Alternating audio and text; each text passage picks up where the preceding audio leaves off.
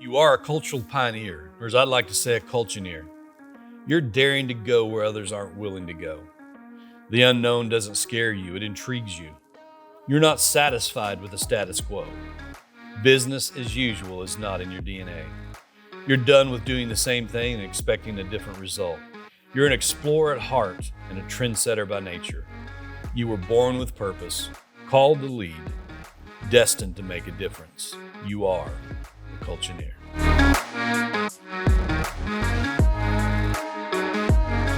All right, welcome to the Culture-Neer podcast. I am Nick Skovgaard, and today I have with me Terry Gwaltney, the literal founder of Culture-Neer. Terry, thank you so much for joining us today.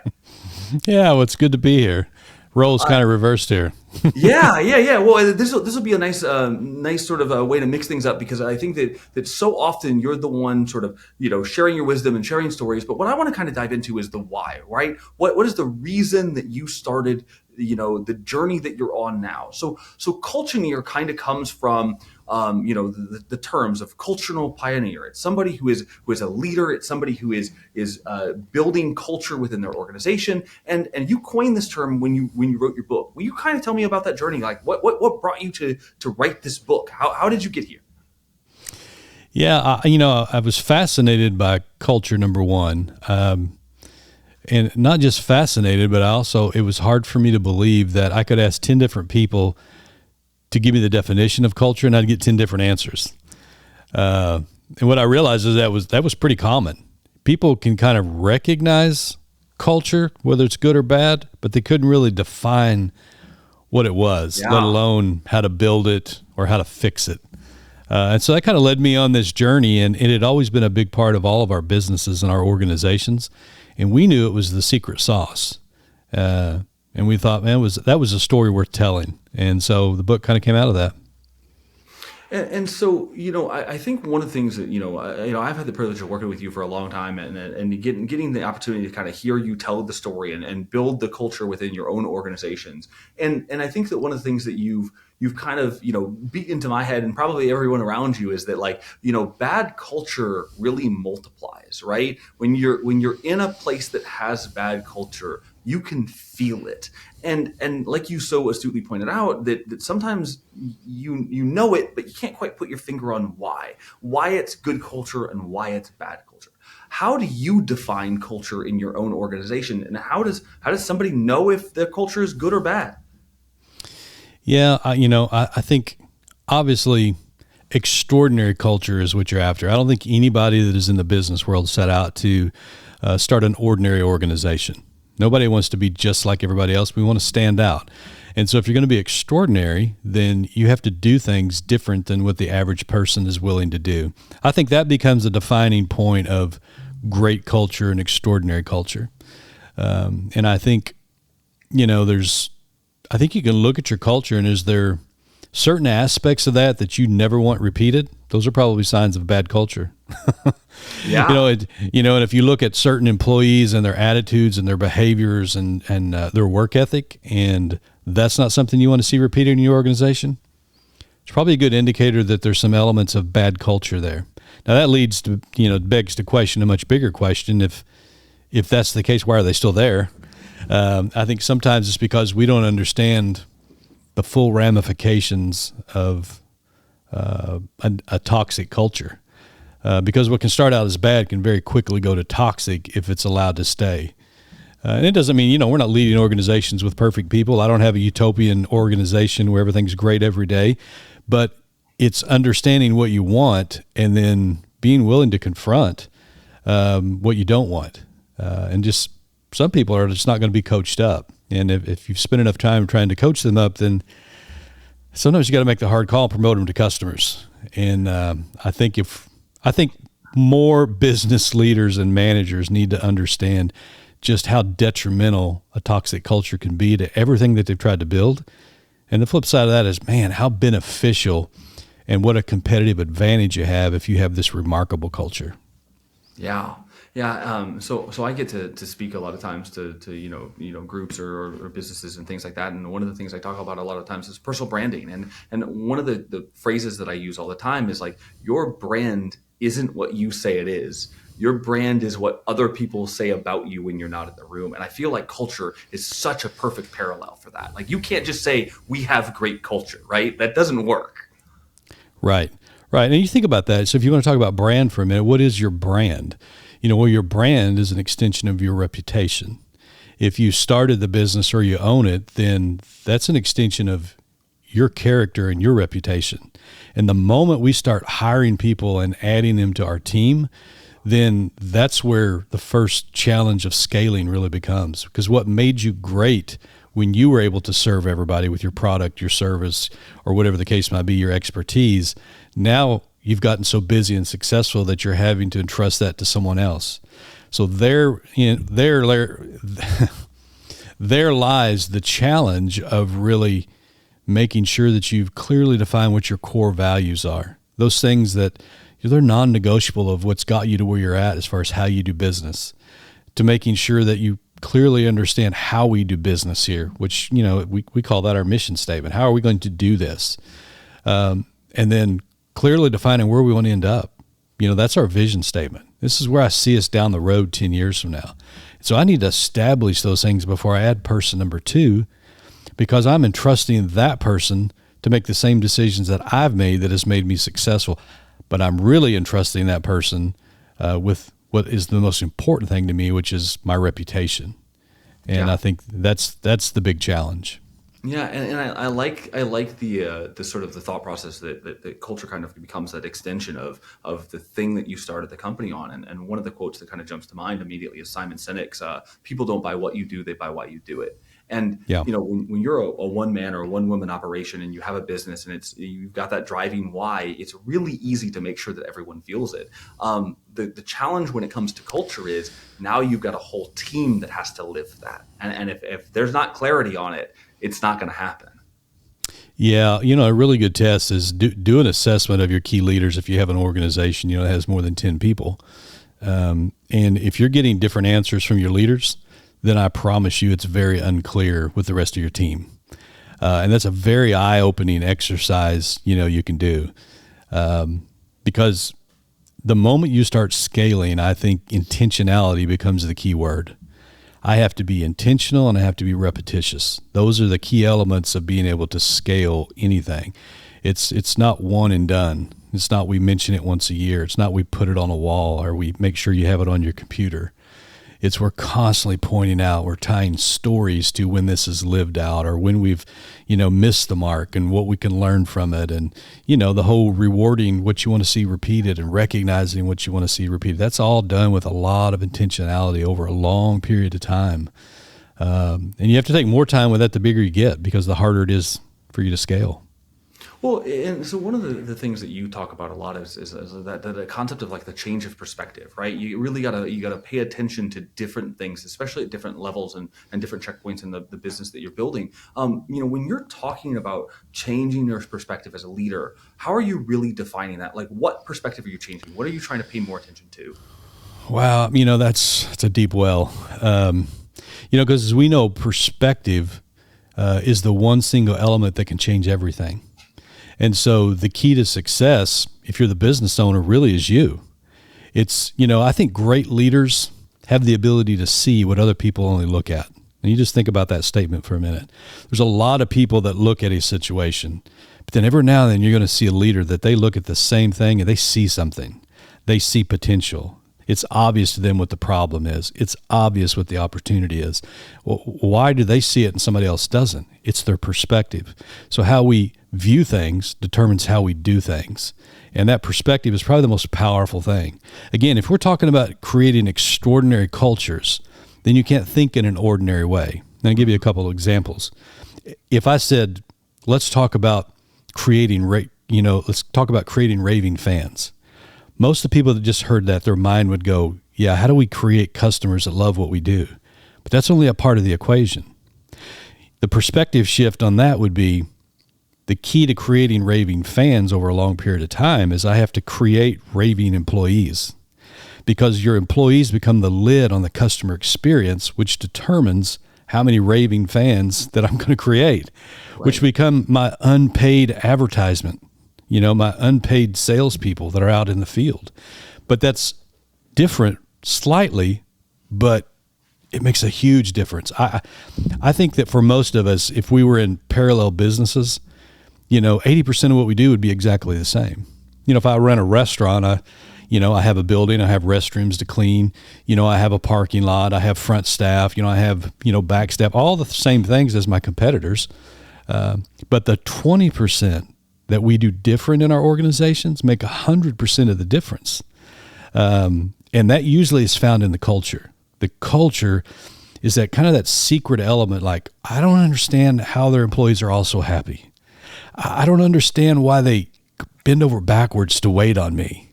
Why is there people wrapped around the line at Chick-fil-A and nobody is aggravated, and I can go by the competitor and there's a fourth of the line and everybody's mad? It's my order is incorrect. They're not moving fast enough. People were rude. What is the difference? It's culture. And that culture, you can see it in the engagement of your employees, and you can measure it in the customer experience. Yeah, I like that too. And I think that one of the things that's really interesting about culture, when you talk about those like really iconic brands, you reference Chick-fil-A quite a bit. When somebody is off in that culture, they stick out like a sore thumb. Right? If you walk into a Chick-fil-A and somebody is rude, that somebody probably isn't going to work there very long, because they stick out so much, because that is not the culture created. And you kind of alluded to the key part of this is like a culture comes from the layers, right? It comes from your leadership, it comes from your team, and then it comes from your customers. And a lot of what you're doing in the Culture-Neer book is talking about how to build a culture that your employees want to stay in, that they want to continue to be a part of, and that your customers feel like it would be crazy for them to go somewhere else. How do you do that? How do you even start that process? Well, I think the very beginning of that process starts by who you select to join you on that team. So you have to be very clear in what do I want that person to look like, again, that is going to represent my reputation. So let's break it down. If I think about trusting somebody with my name and my reputation, that's a different connotation than trusting them with my brand, although it's really one and the same because they're synonymous. It's two sides of the same coin. And so based on that, then what is really important to you? And so for us, and what I would suggest for any organization is character first. You want someone that's going to be honest with your vendors, is going to be honest, has a reputation of honesty in the community, and you definitely want them to be honest with your customers, because I don't think any of us that are smart in business are looking for a one-time transaction. We're looking for a customer for life. And so you build that over a period of time that builds trust. And so character would be the first one. And then for us, it's always chemistry and culture fit, one and the same. How do they fit with the culture we've already built? Like you said a while ago, those that don't stick out like a sore thumb. And people over a period of time will begin to do business with you based on the expectation of what they have for you. If they're expecting great service, if they're expecting speedy service, if they're expecting you to be, very hospitable, they're raising the bar. And so it's very, very important then that I'm placing people within the organization that fit that culture. And then the third part of that would be competency. And I would rate them in those three areas. I think that's important enough to spend enough time to figure out, am I dealing with someone that I can trust to be honest with my brand and reputation and my customers? And do they really fit my culture? And I think this becomes the challenge. Sometimes I think because we don't see culture as valuable as it is and we don't fully understand it, then we take shortcuts around certain things. Well, he was a little bit kind of negative, in the interview process, but man, he can put some numbers up and we need his experience. Or then you get the guy in and he's producing, and he may be one of your highest producers in the short term, but then everybody's looking to him in the meeting and he's bringing the whole meeting down. He's detracting from everything that you're trying to build. And sometimes we don't have the courage and the fortitude to say, you know what, I've tried to coach him up, I've tried to coach you up, and you just won't listen. And many times they'll use that leverage because they know how much they're bringing to the table. Where I think a smart business owner and manager will look, I realize what you're taking away from our organization over the long haul. I'm not measuring this in short-term performance. And so I think you have to look at that, as you're selecting your team, because I'm selecting for a long-term dream. That's why you need to have your vision. Where are you going? Just because this person can help you today doesn't mean that they're a great fit. I need someone that can help me a year from now, 2 years from now, maybe 5 years from now. And I like there's a comparison there that I immediately pulled out as you were sort of speaking, that when you're talking about culture, the culture is that extension of, if you're the business owner, you got to get other people to be able to carry that torch. And the thing that happens immediately is, if when you have that person who puts up lots of numbers but brings the culture down, you've already identified that culture is more important than the one person, even if they're putting up numbers, because you know that on a long enough timeline, you have to grow the entire team. And so that kind of perfectly leads into, you talk a lot about why culture drives the hiring process. It drives the firing process. It drives, the way that you get to applications even.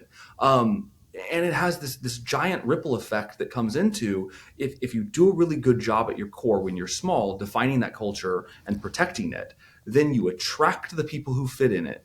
And then past that, you repel the people who don't fit in it, right? They don't want to be a part of your culture because, whatever, the expectations are too high, whatever it might be.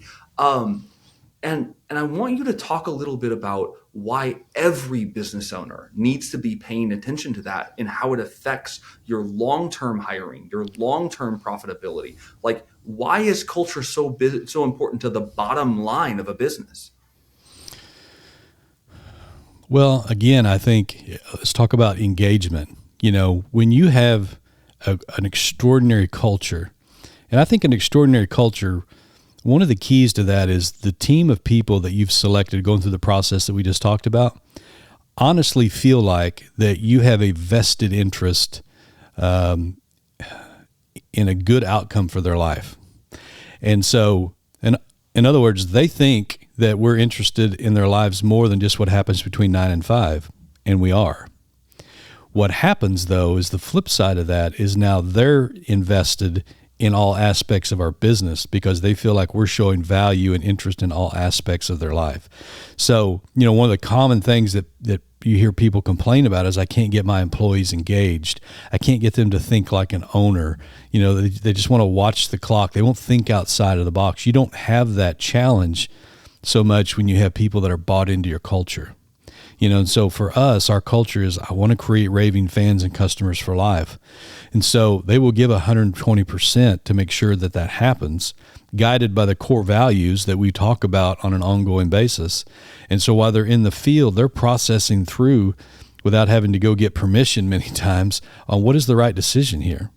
Because the core values are what guide the decisions we make. Again, they're not just so we can say I can quote those. They're so when I'm dealing with Nick as the customer, I'm going to come to the same conclusion of how I should take care of him in that situation while I'm out in the field. And I think that's one of the biggest things.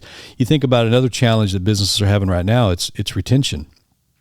We have a society out there where we've created, I just shared on this at an event we just did, and there was something interesting happened, a little history lesson. In the late 70s, there was a guy named Merle Friedman. He was an economist, and he came out with this study that kind of rocked the business world.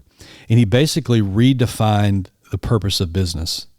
And I'm not going to quote it word for word, but basically what he said was the purpose of business was to maximize profit within the bounds of the law, period. What happened is most of the management books and the influence that we've seen from the late 70s, early 80s on begin to change how businesses were managed.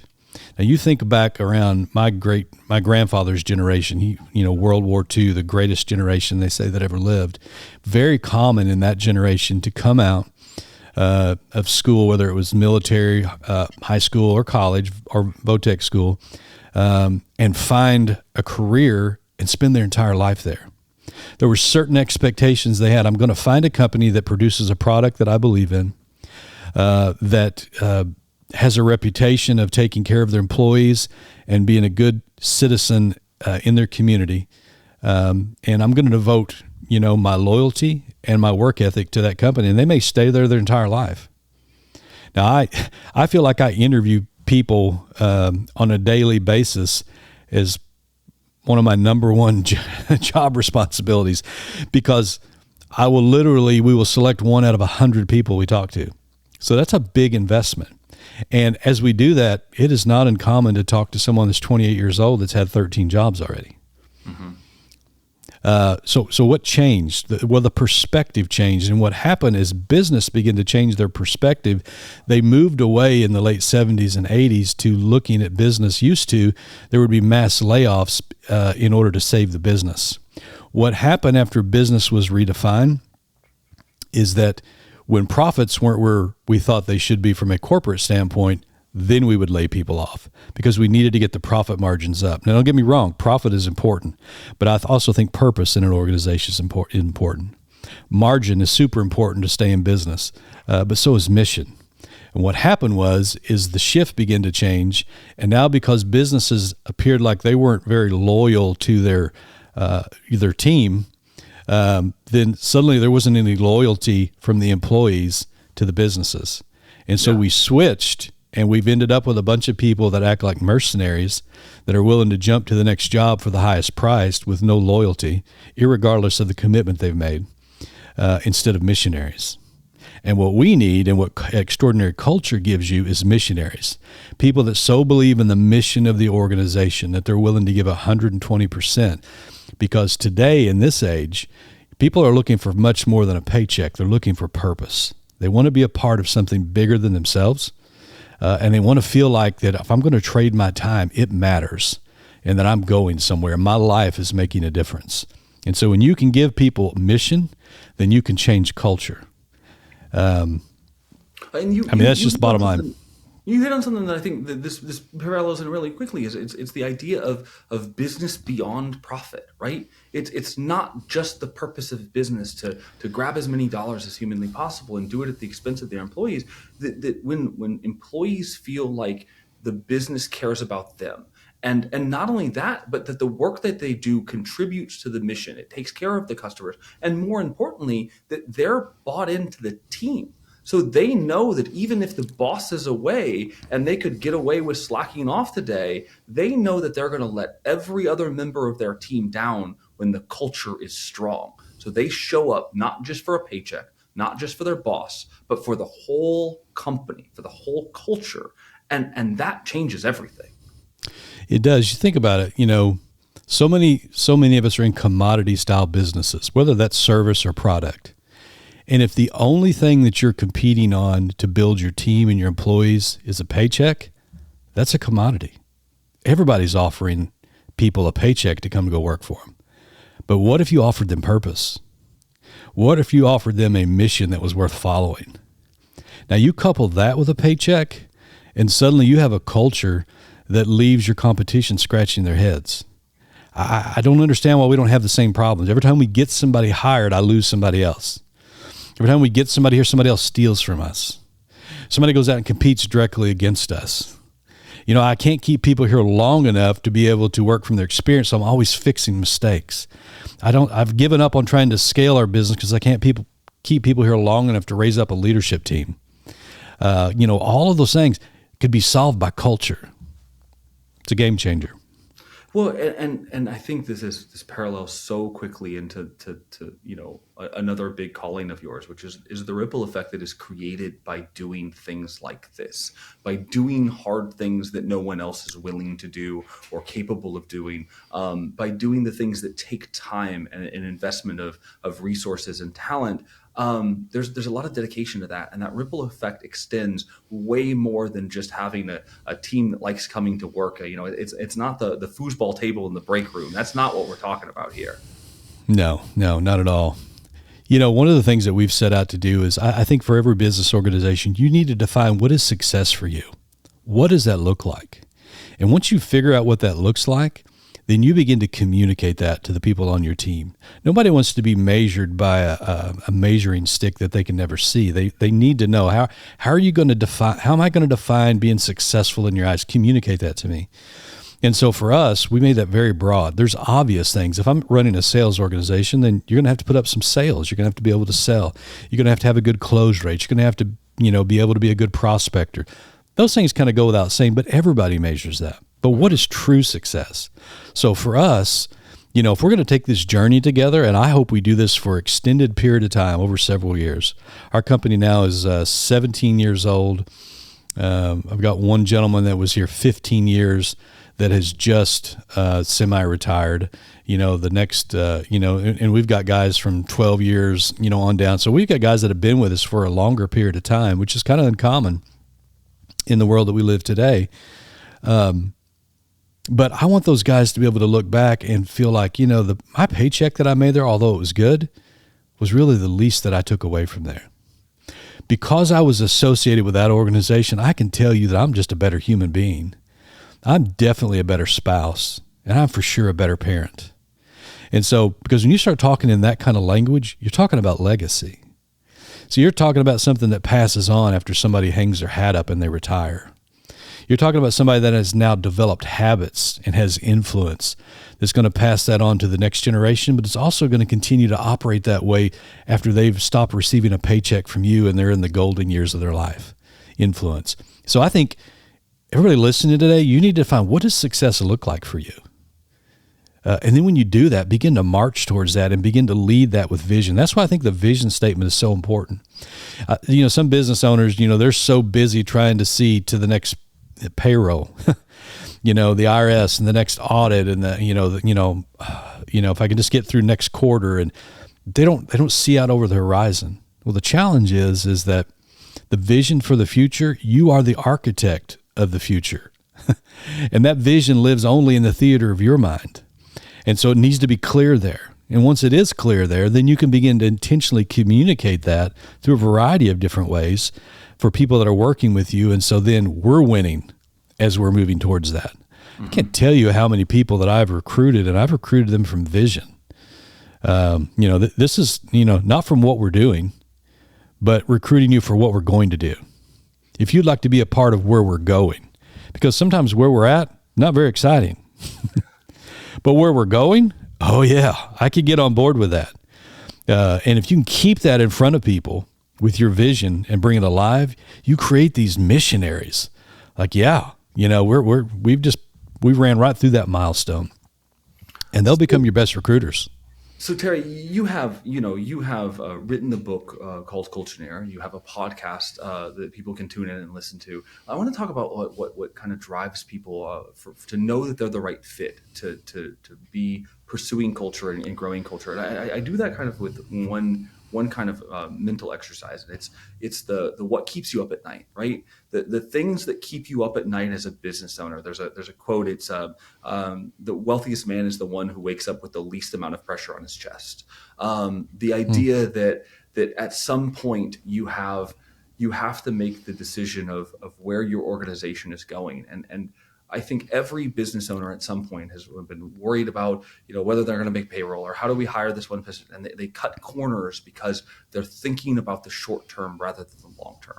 I want you to kind of speak directly to the listener and talk about the things that would be a trigger in myself that means that I probably need to start paying attention to culture. I probably need to pick up this book or tune into this podcast. What are the signs that I can see in my own organization, in my own life, that would tell you that I'm a really good fit to be paying more attention to the message that you're sharing today? Well, I think if you run an organization that requires you to have employees, pay attention to who's leaving. It's not a bad thing when some people leave, but pay attention to who's leaving. Pay attention to who's being asked to leave. That's a big sign. So look at the longevity of your team. Look at the excitement and the energy level that's on your team. Do you have a bunch of negativity and strife within your organization? That's like a cancer eating away at your organization, and you need to nip that in the bud. You need to find out, do you have people that are committed to be lifetime learners? And I can tell you that, that starts with the leader. You're selecting people that are buying into, yes, I love the idea of being a part of something bigger than myself. Okay, then you're going to have to be bigger tomorrow than what you are today. Are you willing to put the work in for that? Mm-hmm. That they understand that like potential that you have right now and experience, that's what you are. But we're talking about what you can become. And so we're going to invest in you, but you've got to do your part. I can't do it for you. And so you're looking within your organization, do they have that kind of attitude? Because people that want to grow are lifetime learners. They're not coasters. They're also givers, and they're not takers. They're the people in your organization like, man, this is important. This can't be messed up, and it has to be done, and I have to know it's going to be done. You generally don't go to people that have the time to do it. You go to somebody that already has so much on their plate because they have a proven track record of somehow they're going to get it done. And so if you're looking around and you don't have very many of those people, there's something wrong with your culture. So those are signs for that. Pay attention to your reviews. Just your reputation that you think you have needs to be compared with the reputation of the community that's giving you the reviews. Do those match up? Yeah. So those are a few quick things. And I think that the most common excuse that you're going to hear for somebody who doesn't have the culture they want is that they don't have time, or that they're worried about another priority, or that they're trying to put out the fire. And I think that I've just had enough privilege of getting to talk to you. It's like the paying attention to the things that are keeping you from focusing on your culture. They're all probably things that stemmed from you not having a culture. So like there isn't a waiting till tomorrow. There isn't let's get through this quarter. No. Can you kind of speak to that for a minute? Yeah. I think, again, there's this misnomer that when you talk about culture, that's corporate speak, number one. Two, it's like, well, that's for an organization or a business that has reached a plateau and a milestone that I've not made it to yet. But when I get there, I know it's important, and then we're going to do it. The problem is it's foundational. So if you go back to how we started this, if you're at employee number 2, you should already have a mission statement, a vision statement, your core values aligned. You should have a profile of what does that person look like that now is going to join your team, because culture is what you teach and it's what you allow. And so if you're not intentional about it, then that second person that you hire is going to define what your culture is going to look like when person number 3 comes on. And I love the idea too that if you can't do it at 2 people, then you're not going to be able to do it at 4, and you're certainly not going to be able to do it at 40, and you're really not going to be able to do it at 400. No, exactly. And that's the problem. Because we don't see it as foundational to the success, we end up kicking it down the road and spending all of our time on the symptoms, but not really dealing with the problem. And so if you make the investment on the front end and build the foundation, right? Think about building a house. I mean, when you do your blueprints, it's fun picking out the colors and maybe even the window treatments and, all the little features, that are going to be in the house and the cabinetry and, all those things. And what are my countertops going to look like? And, where's all my audio visual going to be? Those are exciting. When you get down to like, how many blocks high are we going to have? How deep is the footing going to be when we lay the foundation? Not real exciting. Mm-hmm. But if you take a shortcut on that and start building all those things just to see progress, then what happens, everything that you built, now it's almost like it's built on sand, because now you're spending all your time trying to repair something. My doors won't shut. Yeah, because you didn't spend enough time on your foundation. And so now your house is settling prematurely. My windows are jacked up. Yeah, your house is settling. Why do I have cracks in the drywall? And am I constantly having to have somebody come out and fix them? Oh, and repaint and retexture my ceilings, every 6 months, because you didn't pay attention to the foundation. I'm going to get around to that someday. Well, now you've got to tear the house down to get around to that. Do you have time for that now? Yeah. And that's how we operate a lot of our business. And so, I'm on a mission to get people to understand that on the front end. It's funny, we had a conference this last weekend when we're recording this, and I looked out of people that, probably the biggest organization there had 12 companies underneath them that represented probably hundreds of employees. But then I looked out and there was a solopreneur. There was a guy there that had his first employee sitting with him, and this was actually serving as their onboarding. And it's like every one of them took something away. Every one of them also had a different challenge. One who had bought multiple businesses, they were trying to figure out, how do we merge our culture into these employees that we inherited? Or somebody else was like, I'm going from being number 1, but I've run out of my own time. Now, how do I make time to make sure that this second person is going to deliver the exact same experience to my customers and everything in between? And so important to look at it as foundational, not something down the road. Because think about it. Culture represents people. We could talk about a lot of different definitions. It's the shared language of an organization. It's also the shared character of an organization. Shared is the key word into everything that you could continue to put into that box. So it's super important that you get it right the first time. Well, and so to keep expanding on sort of this idea, not only that is it foundational, but there's no point in which it can be ignored. So if you have a base business and you have a large organization and you wake up one day and you find yourself surrounded by a culture that you are not happy with, there's only one person that's going to change it, right? Yeah, it's you. So, your culture, again, is either what you've taught or what you've allowed.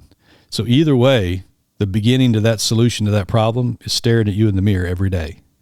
It's just a matter of owning it and just saying, you know what, at the end of the day, I'm responsible. It may not have been intentional, but it was still my responsibility on my watch. And so I'm responsible. What words of wisdom would you give that person who's staring themselves at the mirror and they're looking at their business, they're looking at what they've built. Maybe they've got a larger organization. Maybe they've done the thing where they've hired out of desperation. They've skipped the steps. They've lost sight of the foundation that they should have built, and they know that, and it feels insurmountable. What advice would you give them? What action should they be taking? I think you should definitely go back and why did I get in business in the first place? And what was the most important to me? And so make sure you've not drifted from that. And so kind of recenter on that. What's your North Star? And then I think once you're clear on that, maybe you need to make some adjustments. Then go back and pull what you would consider to be your leadership team in. And then ask them, and are they giving you the same answer to what you see in your mind? Is this is why we exist, and this is how we do business, and this is what is important to us, and this is how we define success, and this is the direction we're going. Well, and then you created a tool for this too, didn't you? There's something that you have available on your website. Will you talk a little bit about that? Because that's a great reality check, isn't it? Yeah, it really is. Yeah, if you go to terrygwaltney.com, the first thing that will pop up will be a culture assessment. It's very short. I think it's 10, 15 questions, but it's designed to use in two different ways. One, take the assessment just like we're talking about for yourself. Answer those questions. But then anonymously, give that to the people that are on your team. Start with your leaders, or depending on the size of your organization, then you want to maybe roll that out to your entire company. And then compare their assessment of your organization with yours and see how big that divide is. Or how aligned are you? That will begin to tell you, oh my goodness, this is where I need to go to work. This is where I need to focus my energy. This is where I need to focus my attention. And so for that person who is going to do that and not see the results that they were hoping for, they have some great resources that you provide, right? They have the Culture-Neer book, which they can pick up. You have the Culture-Neer podcast. What does somebody get through both of those two things? Well, if they pick up and read the book or they follow the podcast, what are they going to get from it? Well, they're going to get years of experience, and not just mine. I've been mentored my whole life through distant mentors, some of which I've never met, through reading their books or going to their conferences. And I say this about almost any book. Typically, you could say, I'm going to spend $20 or $25 to buy a book that I'm buying 25 years of experience from some other person's life. And so depending on how fast you read or listen, now, as of last week, this book just came out on Audible. So we have an audio version of this. So there's really no excuse. You have, the podcast is free. There's 2 of those that drop every month. There's a culture tip that we make available every single day if you sign up on our email. And now you can be in your car busy instead of choosing to just entertain yourself. You can listen to the book on your way to work, to an appointment, on your way home from work. There's opportunities for people to invest in themselves and grow. But that's probably the biggest thing. I really believe that experience is what we gain in our life from learning from our own mistakes. But wisdom is what we gain from learning from the mistakes of others. So the book and the podcast is full of lifetime experiences of failure that didn't have to come at your expense. And that's probably your biggest takeaways. Yeah, and as they follow along, and as I think you send out daily culture tips, right? I mean, there's so many things that you provide, either free of cost or just for the cost of the book or the audible purchase. There, they can get so much wealth of information. And I had the privilege of working alongside with you as you sort of developed this book and then launched it, and got to kind of see how you put that together. But through every single step, you are really intentional about turning that content into actionable advice, things that somebody could actually deploy. A lot of times you end up with these books that are these that they've got this grandiose vision, or they're going to tell you this like what it could be like, and they don't really ever tell you how to tactically deploy that. Will you talk about how you were so intentional about doing that both in the book and on the podcast, making it something we can use? Yeah, I set out there's nothing wrong with inspiration. I think you need to be inspired. But the challenge I think that most of us have in America is not being inspired. And the inspiration portion is the execution portion. We're full of great ideas. We have access to a lot of great content. If we only executed 10% of what we knew, we would be 100% further down the road. And so it was like, how do we take this information and break it down in bite-sized portions to where it's practical? It's just like what I was saying a while ago. When we talk about core values, it's like, yeah, I would mentally assent that that's probably something that I need someday. But what if you broke that down and like, what is a core value? Okay, well, what are your values? What are your non-negotiables in business? Well, I want to do business with integrity. Okay, that's a core value. Is customer service really important to you? Yeah, it's like at the top of my list. Okay, then that's probably a core value for you. Do you want people that operate as a team, so you have synergy, or do you want a bunch of lone wolves? No, I want teamwork. Okay, well, maybe teamwork is one of your core values. And so that becomes very practical, though. Oh, so it's filled with exercises that make sense. It goes back to the why and the what. I think if I understand, why that's important, then I'm more apt to begin to apply that and use that. And I also can convey that in a way that all the people that I'm leading get it and they understand it. And so that's been the intention for the podcast, whether we're interviewing a guest that has, success and experience in a very specific field, or it's just on their training, on a day-to-day basis, or even the culture tips, that we're putting out.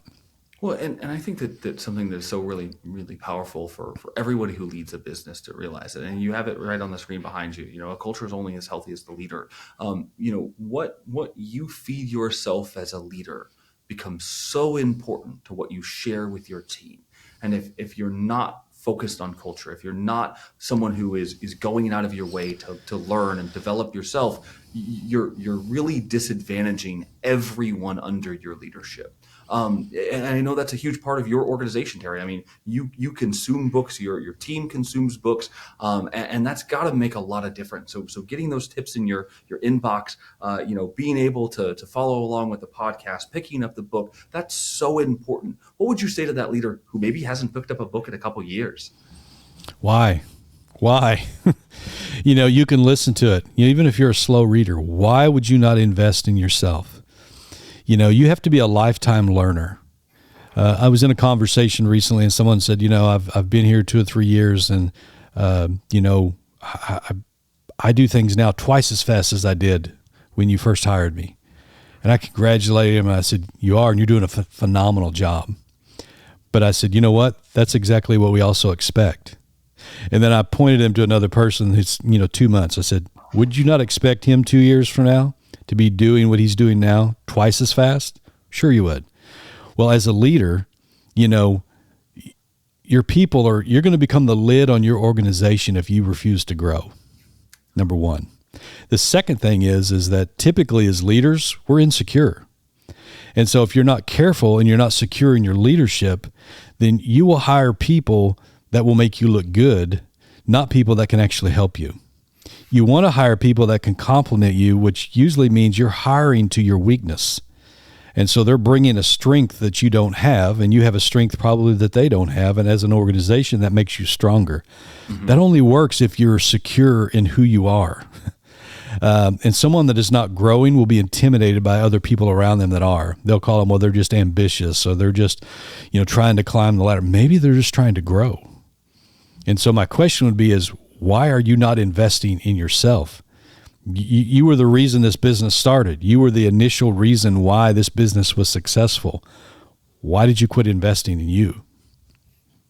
Terry, I feel like, we all stand on the shoulders of the people who help build who we are. And as an author and an avid reader like you are, I would imagine that there's a lot of books that have kind of helped define who you've become. And one thing that's really interesting about that conversation is that I think that people who have maybe read some of the books that help define you are the type of people who are going to love Culture-Neer. Do you have a couple books that you can kind of identify that if somebody's listening right now and they've read the book or they've heard of this book or they know the value of this book, that they're probably someone who's really going to enjoy picking up Culture-Neer or tuning into the podcast? Oh yeah, I mean there would be so many.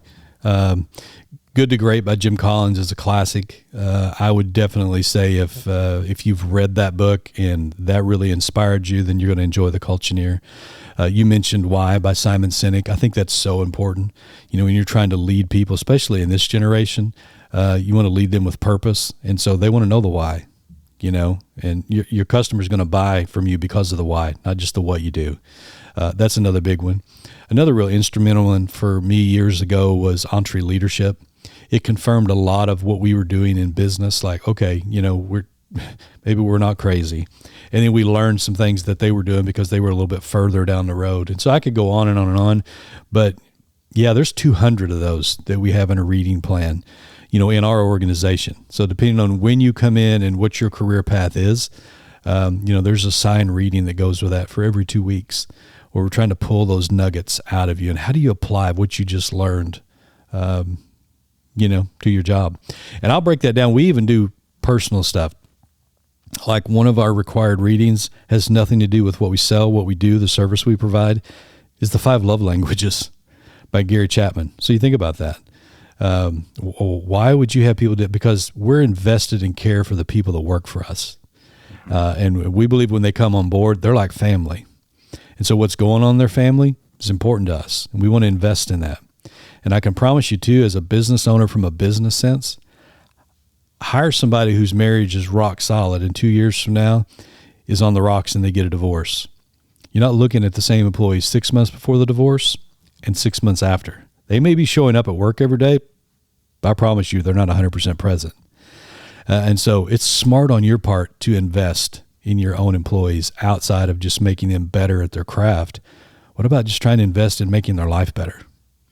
And the thing that I love so much about that is you kind of talk about how, there's this misnomer that, you got to move jobs 20 times to be successful in today's world, and how, building a company, structured around a foundation of culture means that you're investing in your employees, that you care about them, that you're trying to improve more than just their life.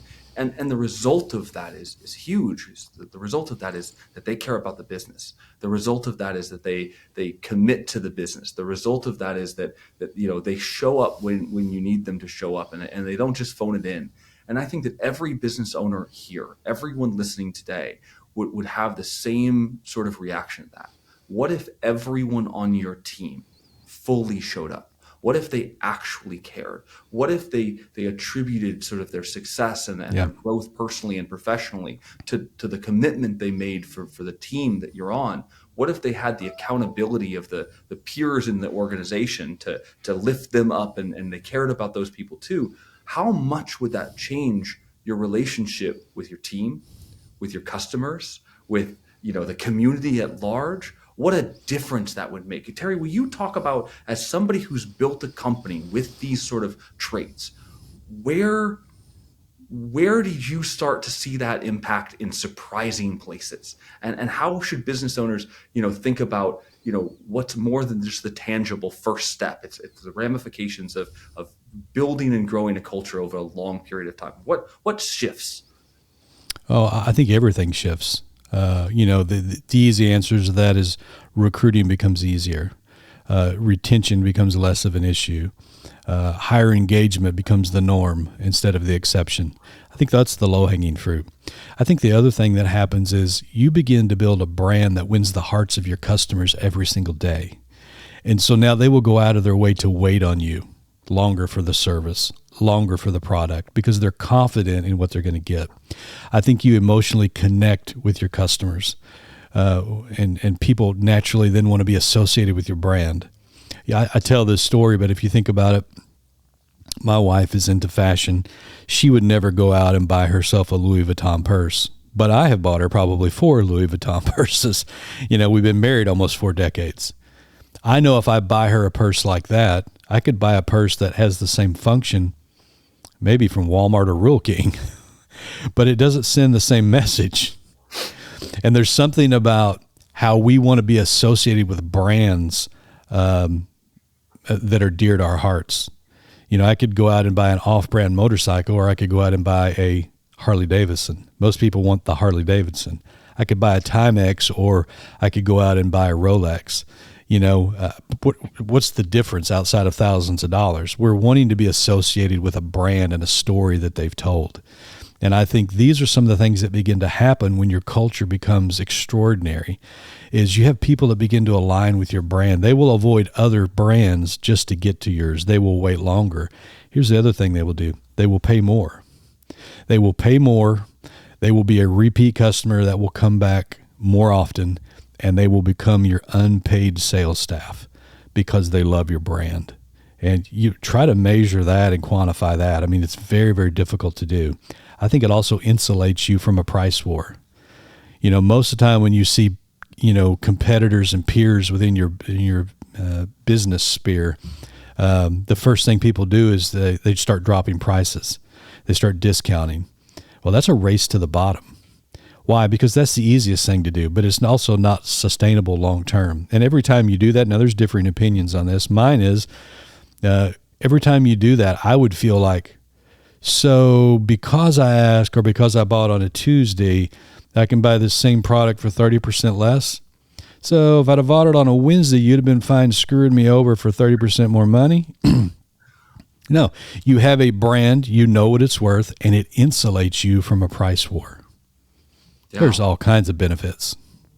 Well, Terry, I can't say thank you enough for taking the time to kind of break this down. And one of the things I like to end, every conversation with is that action step, right? If somebody found that this resonated with them, if somebody is looking around their office right now and going, this culture is not the one that I set out to build. This organization is not reflective of the core values that I want to define me.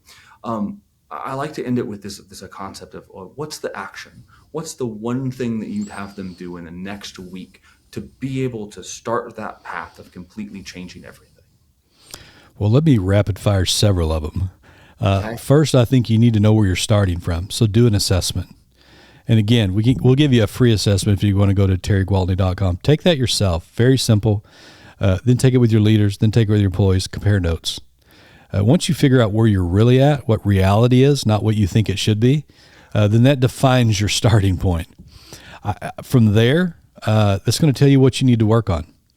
I would look for organizations that I aspire to be like, and I would encourage you to look outside of your industry. One of our main organizations is a construction industry. When we set out almost 20 years ago to begin to define our culture, we didn't look to the construction industry. I looked to Disney, I looked to Nordstrom, I looked to Chick-fil-A, I looked to Ritz-Carlton. One of the things that all of them had in common is they were phenomenal at customer service, even though they were in very different fields.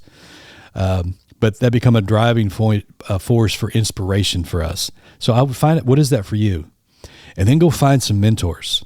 There's some of those, that are just a little further down the road. Build some relationship. Do what you can do to add value to them, and then ask them if they would pour back into your life. Then I would hire a coach. There's no high-performing individual, whether you're in the arts or professional arena, that doesn't have a coach. Why? Because they don't stop competing. They don't stop growing. They don't stop learning. Invest in yourself. Go pay for a coach. Buy the book. It's a very small investment. And then listen to the podcast, sign up for the daily tips. The last two things I mentioned are free. 5 years from now, what you've listened to and who you hang out with is going to have a dramatic impact on who you become. And the question that I would leave you today is not so much what you're doing and where you're trying to end up, but who are you becoming in the process of that? That's the question you need to answer. Who do you want to become in the process of that? That when you get to the end and you climb that ladder, you don't want to find out that everybody told me the ladder of success was this, to get to the top and realize it's leaned up against the wrong building. This is not what it was cracked up to be. You mean I spent my whole life and I'm still empty? I'm still unfulfilled? That's not where you want to end up. So, Terry, thank you so much for your time today. I think this was incredible, and I think there are so many people who will benefit from picking up the book, joining the podcast, getting the Culture-Neer tips, and just being intentional. The survey is such a phenomenal place to start, and that's the fact that is completely free is just really powerful. So thank you for all that you do. I really appreciate it. Yeah, we're excited, and if you've listened to the entire thing to the end, listen, you don't just have to be a business owner. If you're a mid-level manager or aspiring leader, there's principles through the book, through the podcast. Listen, you can be a leader without a title, just like you can have a title and not be a leader. Leadership is about influence. And so grow in your influence and change the world around you. Terry, thanks so much for that. All right. We'll see you next time. Terry Gwaltney from the Culture-Neer podcast. Listen, I want to say thank you for listening to the podcast today. I also want to encourage you to help us get the message out to more people. If you could like, share, and review this content on wherever you consume it, if you go into YouTube or LinkedIn or just whatever your social media channels are, and you could even share it, that would be a big help to us here at the Culture-Neer podcast. Also, if you'd like some more information, you can go to www.terrygwaltney.com, where we have updates. We also have more resources. We share articles there. And you also can find our new book there called The Culture-Neer. Again, we want to thank you again for taking time just to listen to the podcast or view it on YouTube. It's our goal to spend 20 or 30 minutes each time we're together to help grow your culture to a point where your employees refuse to leave and your customers can't resist. This is Terry. We'll talk to you soon.